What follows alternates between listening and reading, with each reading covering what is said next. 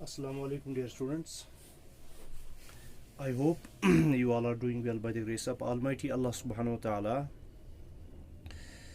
Yesterday we finished lesson number 5 of your history book. That's our past second. और आज जो है हम नया लेसन स्टार्ट करने जा रहे हैं जो आपकी ज्योग्राफी बुक है उसमें से लेसन नंबर 4 जो आपके T1 सिलेबस में है। लेसन नंबर 4 जो आपकी ज्योग्राफी बुक का है, आपकी ज्योग्राफी बुक का नाम है आवर एनवायरनमेंट, ठीक है।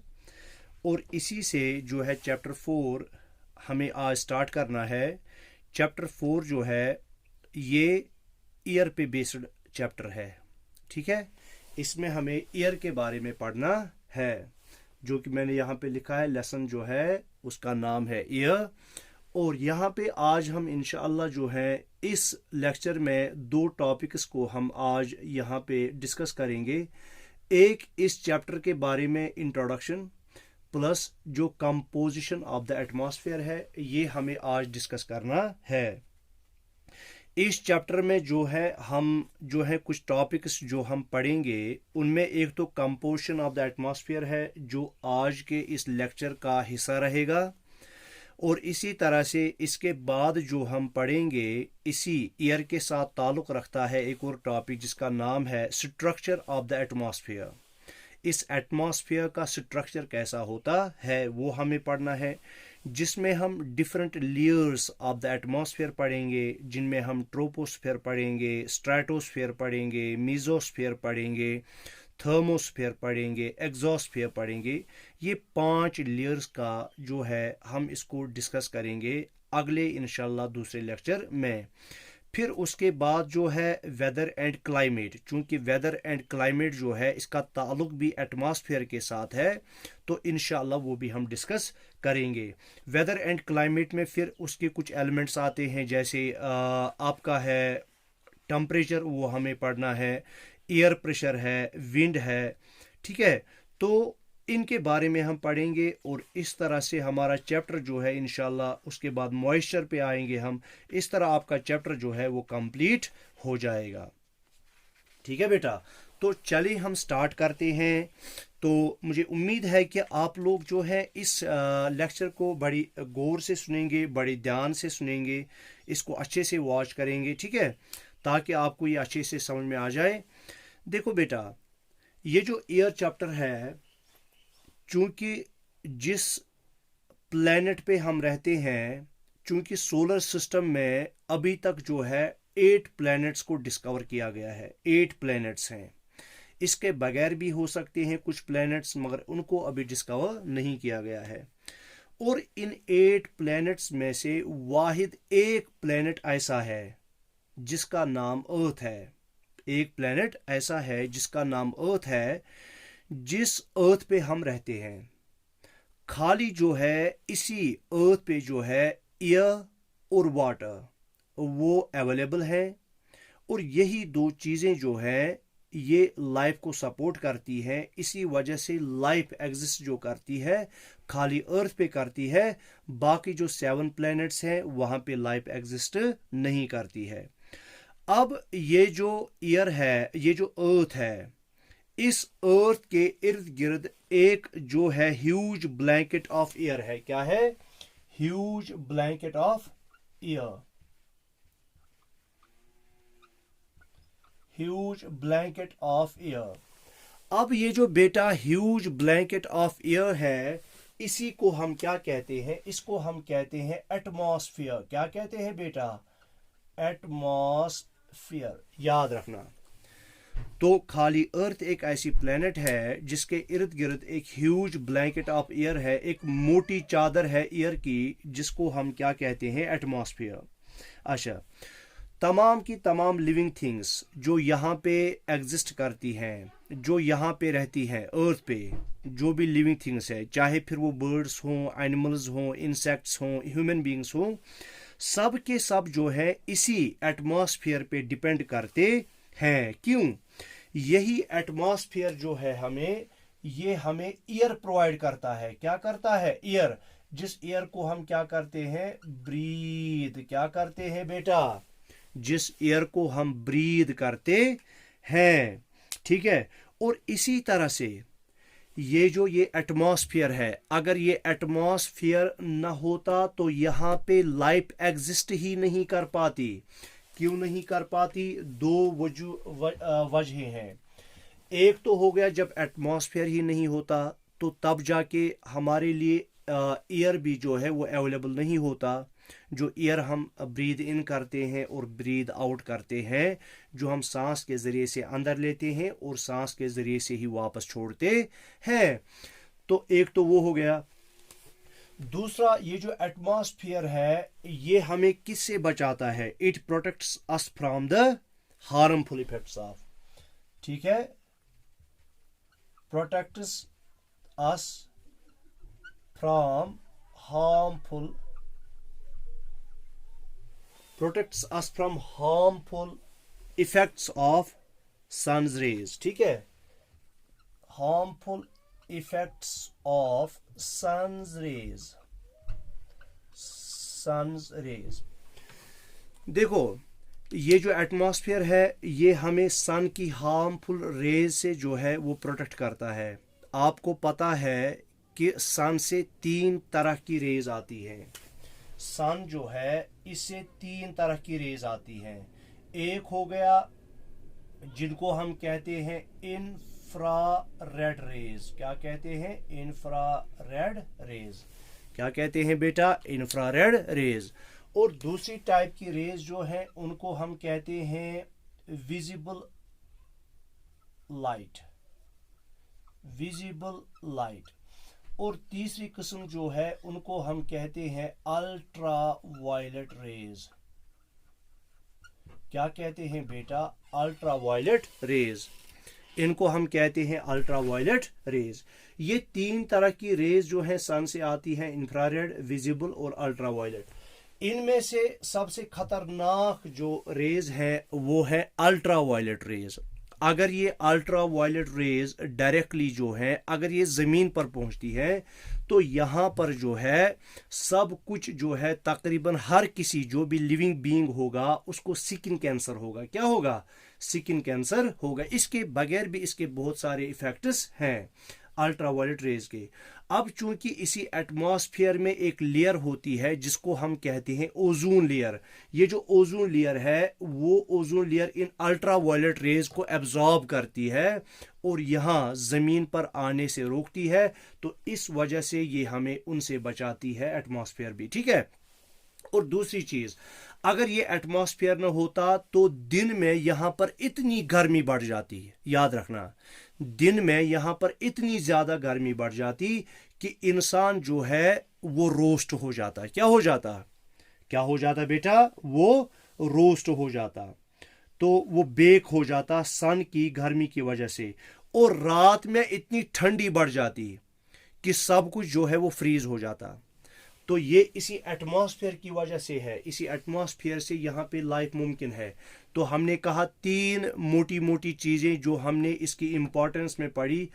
एक, हमने कहा एटमॉस्फेयर जो है ये हमें अल्ट्रा वायलेट रेज से बचाती है। जो अल्ट्रा वायलेट रेज सन से आती है। और ये एटमॉस्फेयर में एक लेयर होती है जिसको हम कहते हैं ओजोन लेयर। क्या कहते हैं बेटा?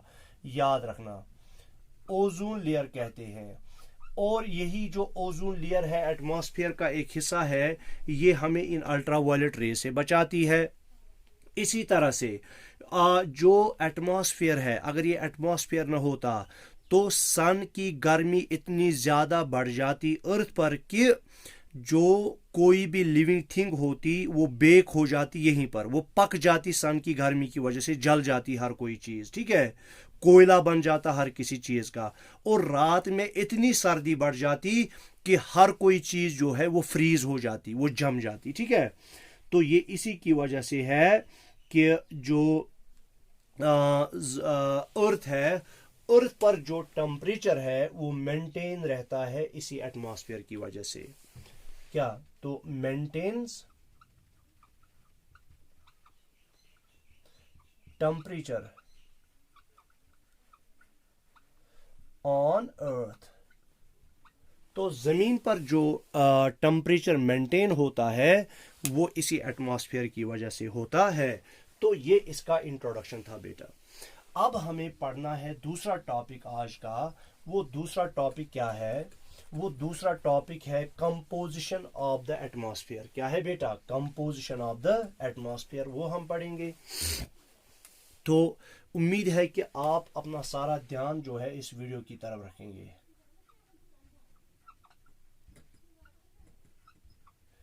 Composition of atmosphere, composition of atmosphere. तो ये हमारा आज का दूसरा टॉपिक है। ये टॉपिक शुरू करने से पहले मैं आपको फिर से समझा दूं, हमारी ज़मीन जो है, जिस प्लेनेट पे हम रहते हैं उसको अर्थ कहते हैं, और इस अर्थ के चारों तरफ एक मोटी चादर है एयर की, जिसको हम कहते हैं एटमॉस्फेयर। ये एटमॉस्फेयर जो है ये हर किसी लिविंग बीइंग के लिए ज़रूरी है। ये ना हो तो कोई भी लिविंग बीइंग जो है सरवाइव नहीं कर पाएगा। ठीक है। तो एक तो इस एटमॉस्फेयर से ही हम वो एयर लेते हैं जो हमारी ज़िंदा रहने के लिए ज़रूरत है। जैसे ह्यूमन बीइंग्स को ऑक्सीजन की ज़रूरत है, वो ऑक्सीजन हम इसी एटमॉस्फेयर से लेते हैं। हमें कार्बन डाइऑक्साइड की ज़रूरत है, जो प्लांट्स है उनको कार्बन डाइऑक्साइड की ज़रूरत होती है, तो वो इसी एटमॉस्फेयर से लेते हैं। ठीक है बेटा। इसी तरह हमने कहा कि जो ज़मीन पे टेम्परेचर मेंटेन करना होता है, वो टेम्परेचर मेंटेन यही करता है कौन? एटमॉस्फेयर। ये सूरज की दिन की गर्मी से हमें बचाता है और रात की सर्दी से बचाता है। अगर एटमॉस्फेयर ना होता तो दिन में इतनी ज़्यादा गर्मी बढ़ जाती थी कि हर कोई चीज़ जो है वो कोयले में तब्दील हो जाती। ठीक है। किस में तब्दील हो जाती? कोयले में। इतनी ज़्यादा गर्मी बढ़ जाती अगर एटमॉस्फेयर ना होता। और रात में इतनी ज़्यादा ठंड होती कि हर कोई चीज़ जो है वो फ्रीज़ हो जाती, वो जम जाती। ठीक है। और इसी तरह से ये हमें सन की हार्मफुल रेज से, जिनको हमने कहा ultraviolet rays, sun rays की एक किस्म जो सन से आती है वो अल्ट्रा वायलेट रेज है। ये अल्ट्रा वायलेट रेज हमारे लिए हार्मफुल है। तो इनको हम तक पहुंचने को नहीं देता है ओजोन लेयर, जो एटमॉस्फेयर की एक लेयर होती है जिसको हम ओजोन लेयर कहते हैं। वो ओजोन लेयर एटमॉस्फेयर का हिस्सा है, वही ओजोन लेयर इनको क्या करती है? अल्ट्रावायलेट रेज को एब्जॉर्ब करती है। अच्छा, तो अब हम आते हैं कंपोजिशन ऑफ एटमॉस्फेयर। देखो बेटा, ये जो एटमॉस्फेयर है ये खाली एक गैस का नहीं बना है। ठीक है। ठीक है बेटा। ये एटमॉस्फेयर जो है ये मिक्सचर ऑफ गैसेस है। इसमें बहुत सारी गैसेस हैं, प्लस डस्ट है, और इसी तरह से क्या है? स्मोक वगैरह है। तो हम यहाँ पे खाली गैसेस की बात करेंगे। इसमें बहुत सारी गैसेस हैं।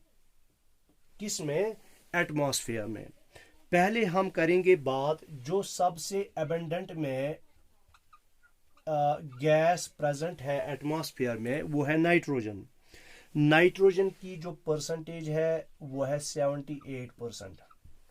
याद रखना बेटा, एटमॉस्फेयर में एक गैस है जिसको हम नाइट्रोजन कहते हैं। नाइट्रोजन जो है ये 78%, सबसे ज़्यादा मिकदार में, सबसे ज़्यादा परसेंटेज में जो गैस है वो नाइट्रोजन गैस है एटमॉस्फेयर में। दूसरे नंबर पर ऑक्सीजन की बारी आती है। किसकी बारी आती है? ऑक्सीजन की। ये 21% है। क्या है बेटा? 21%। और फिर तीसरे नंबर पर जो बारी आती है वो आती है कार्बन डाइऑक्साइड की। किसकी आती है? कार्बन डाइऑक्साइड की। तो नहीं, आर्गन की। आर्गन जो है, आर्गन जो है वो है 0.93%। और इसी तरह से कार्बन डाइऑक्साइड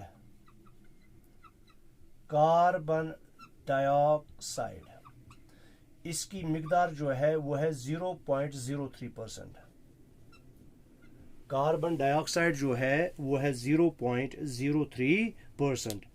और इसी तरह से अब बाकी गैसेस बचती है, अदर गैसेस, जिसमें हीलियम आता है, ओजोन आता है, ठीक है, हाइड्रोजन आता है, other gases. Other gases. Other gases में हम किस किस की बात करेंगे? Helium, ozone, argon, hydrogen. Helium, ozone, argon, hydrogen. इनकी जो है परसेंटेज वो है 0.04%। 0.04%। देखो, अगर मैं इस सब को एक पाई चार्ट के जरिए से दिखा दूं, ये मानो आप ये पाई चार्ट है। इस पाई चार्ट में अगर हम कहेंगे ना, देखो बेटा, अगर मैं ऐसे ये मानूं, ये है 21%। 21% क्या है? ऑक्सीजन। क्या है बेटा? ऑक्सीजन।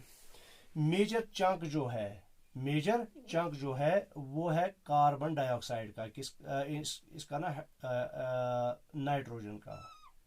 याद रखना 21% है ऑक्सीजन। और ये जो बाकी है यहां इस पॉइंट से लेकर इस पॉइंट तक, ये मानो आप 78% है।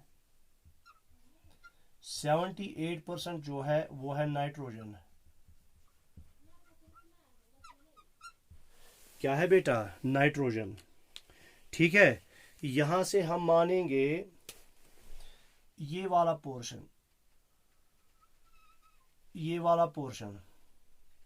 ये है कार्बन डाइऑक्साइड। क्या है बेटा? तो कार्बन डाइऑक्साइड है 0.03%, अभी हमने पढ़ा। ठीक है, अब बचे अदर गैसेस, वो है, या इसी तरह से आर्गन की हमने बात की।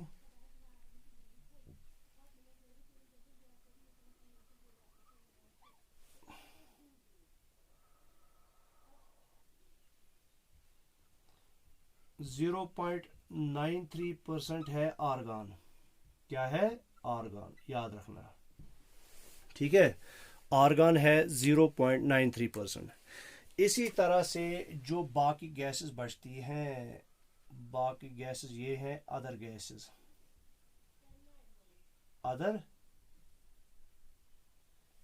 वो है 0.04%। याद रखना। तो ये हमने एटमॉस्फेयर को पाई चार्ट के ज़रिए से दिखाया परसेंटेज के हिसाब से। सबसे ज़्यादा परसेंटेज है 78% नाइट्रोजन की, फिर 21% ऑक्सीजन की, बाकी गैसेस बहुत कम मिकदार में है। आर्गन है 0.93%, कार्बन डाइऑक्साइड है 0.03%, और जो बाकी गैस बचती हैं, हीलियम है, ओजोन है, आर्गन है, हाइड्रोजन है, वह है 0.04%। अभी मैंने ओजोन की बात की थी।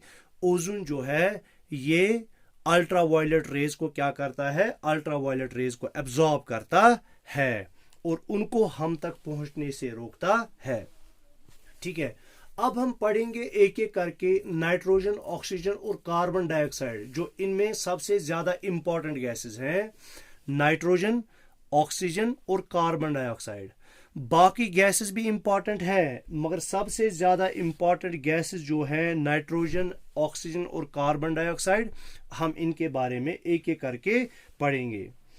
तो सबसे ज्यादा जो इसमें प्रेजेंट है गैस, वो है नाइट्रोजन। क्या है बेटा?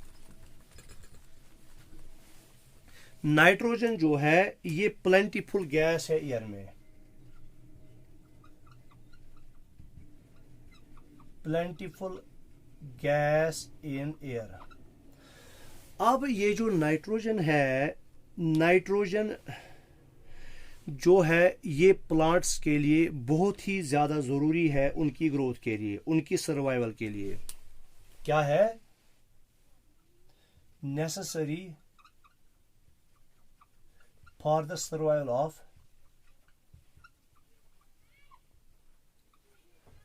Plants. Necessary for the survival of plants.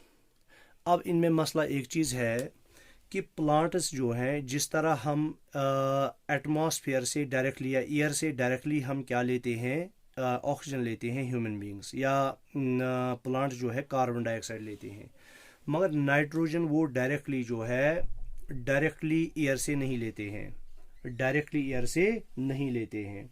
अच्छा, तो फिर क्या होता है, तो प्लांट्स में जो है एक बैक्टीरिया होता है। क्या होता है? बैक्टीरिया। उस बैक्टीरिया का नाम है राइजोबियम, बैक्टीरियम।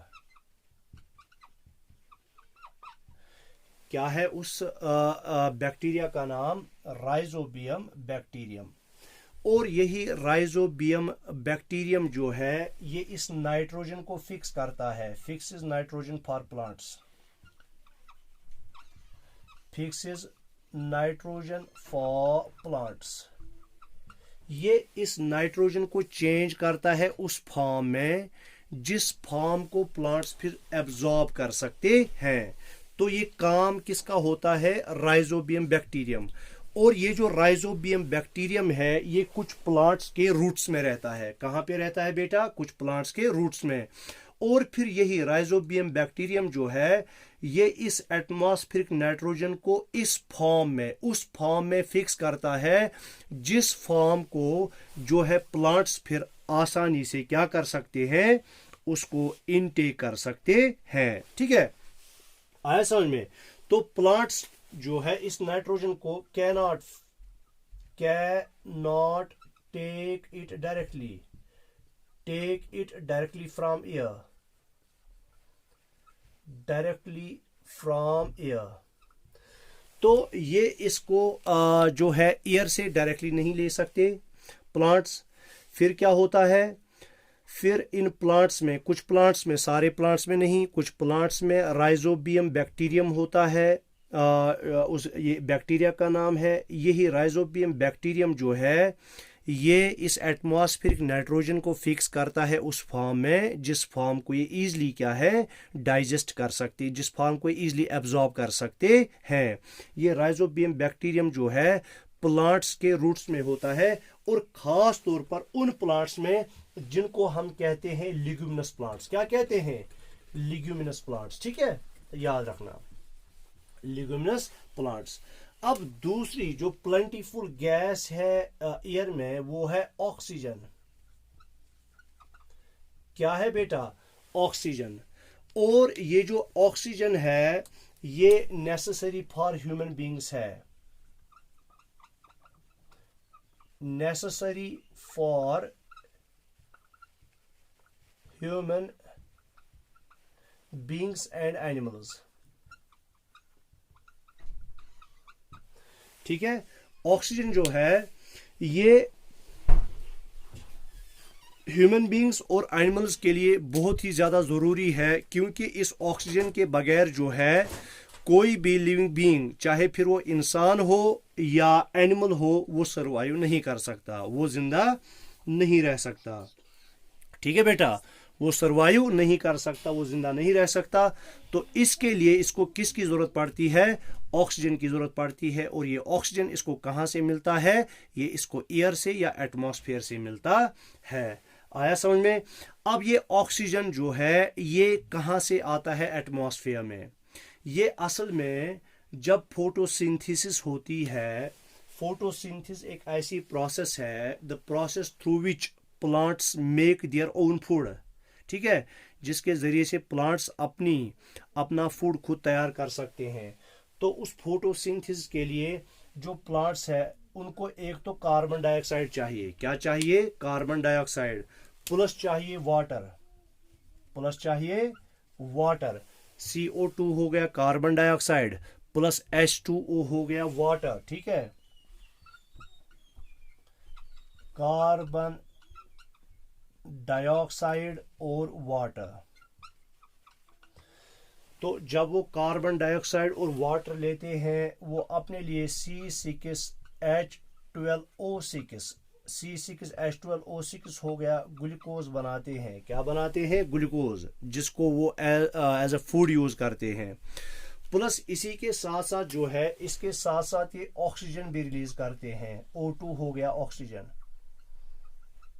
ये ऑक्सीजन भी रिलीज करते हैं एटमॉस्फेयर में। तो इस तरह से प्लांट्स जो हैं ऑक्सीजन एटमॉस्फेयर में रिलीज करते रहते हैं और इस ऑक्सीजन को एनिमल्स और ह्यूमन बींग्स यूज करते हैं। तो इस तरह से जो ये परसेंटेज है, ये परसेंटेज बरकरार रहती है एयर में। ठीक है, ये परसेंटेज क्या रहती है, इसका कंटेंट जो है वो कांस्टेंट रहता है। अब अगर बेटा हम प्लांट्स को कट करते हैं, प्लांट्स को या ट्रीज को हम कट करते हैं, उनको हम काटते हैं, तो उसकी वजह से जो है ये बैलेंस जो है ये बिगड़ जाएगा, ये बैलेंस जो है बिगड़ जाएगा। क्यों? का जो ऑक्सीजन है जब प्लांट्स काटेंगे तो इसकी जो ये परसेंटेज, ये जो प्लांट्स बनाते हैं वो कम हो जाएगी। समझ में आ गया? तो हमने ऑक्सीजन की बात की। सेकंड मोस्ट एबंडेंट गैस है, क्या है? Second most abundant gas, second most abundant gas है एयर में। पहले नंबर पर कौन है? नाइट्रोजन 78% और ऑक्सीजन जो है ये 21% है। कितना है बेटा? 21%, याद रखना 21%। और ये जो एटमॉस्फेयर में, एयर में जो ऑक्सीजन आता है ये कहाँ से आता है? ये आता है प्लांट से। प्लांट्स एक प्रोसेस करते हैं जिसको हम फोटोसिंथेसिस कहते हैं। उसमें एक तो वो अंदर लेते हैं कार्बन डाइऑक्साइड, जो कार्बन डाइऑक्साइड इनको कहाँ से मिलता है? एयर से मिलता है। प्लस वो ज़मीन से वाटर अपने रूट्स के ज़रिए से एब्जॉर्ब करते हैं। इस कार्बन डाइऑक्साइड और वाटर को यूज़ करते हुए खाली वो प्लांट्स जिनमें क्लोरोफिल होगा प्रेजेंट, सब प्लांट्स में नहीं, खाली उनमें जिनमें क्लोरोफिल होगा। क्योंकि मैं यहाँ पे इसको असल में डिस्कस नहीं करूँगा क्योंकि ये मेरा टॉपिक यहाँ पे नहीं है, मैं इसको थोड़ा सा बोल रहा हूँ। तो जब ये कार्बन डाइऑक्साइड वाटर लेते हैं तो इसकी वजह से पहले ग्लूकोज बनाते हैं जिसको हम कहते हैं C6H12O6 प्लस ऑक्सीजन भी इसी तरह ये छोड़ते हैं, तो ये ऑक्सीजन चला जाता है एयर में। तो इस तरह से अगर हम ट्रीज को कट करते हैं तो उसकी वजह से बैलेंस क्या है? बिगड़ जाएगा। उसके बाद है कार्बन डाइऑक्साइड। कार्बन डाइऑक्साइड तीसरी और एक इंपॉर्टेंट गैस है, किसमें? एयर में। ठीक है बेटा, कार्बन डाइऑक्साइड तीसरी important gas.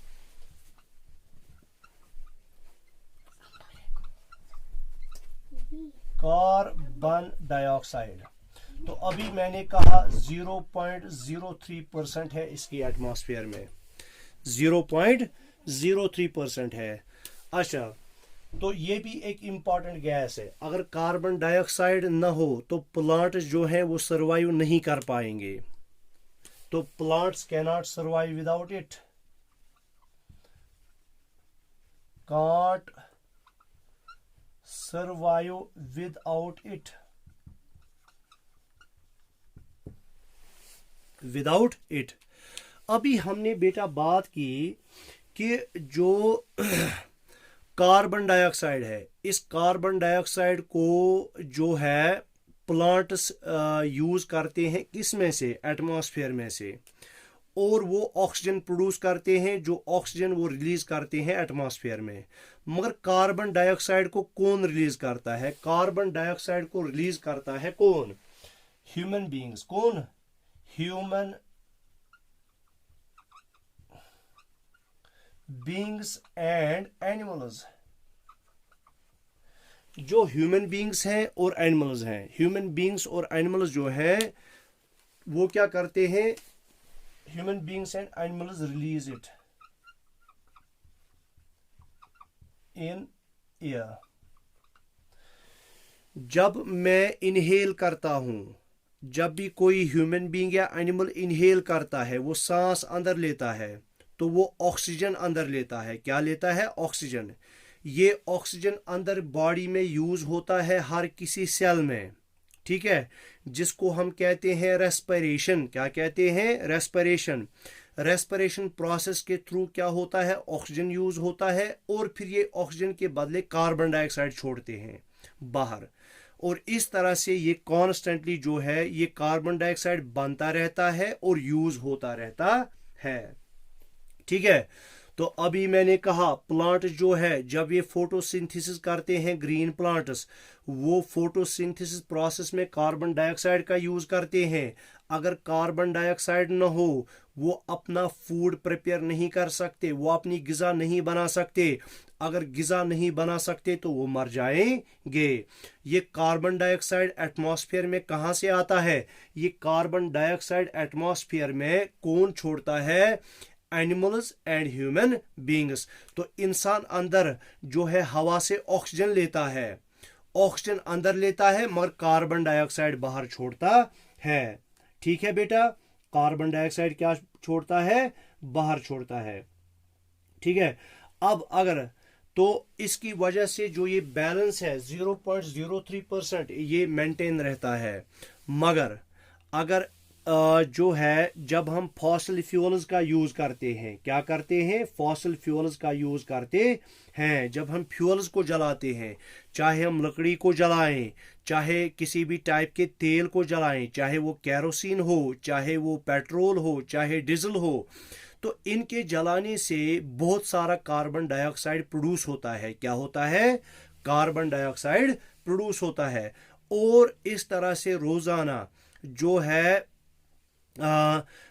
Millions of ton जो कार्बन डाइऑक्साइड जो है वो एयर में रिलीज होते हैं, जिसकी वजह से ये 0.03% तो पिछले कुछ दहाइयों से जो है तकरीबन 0.1% इंक्रीज हो गया है कार्बन डाइऑक्साइड। याद रखो कार्बन डाइऑक्साइड का एक और काम है, ये कार्बन डाइऑक्साइड यहाँ पे बनाता है, ये हीट को मेंटेन करता है, मेंटेन्स हीट, मेंटेन्स हीट। अगर कार्बन डाइऑक्साइड ज्यादा होगा तो उसकी वजह से क्या होगा? उसकी वजह से टेम्परेचर बढ़ जाएगा, दिन का टेम्परेचर बढ़ जाएगा या रात का टेम्परेचर बढ़ जाएगा, और फिर उसकी वजह से जो ग्लेशियर्स वगैरह हैं वो पिघल जाते हैं।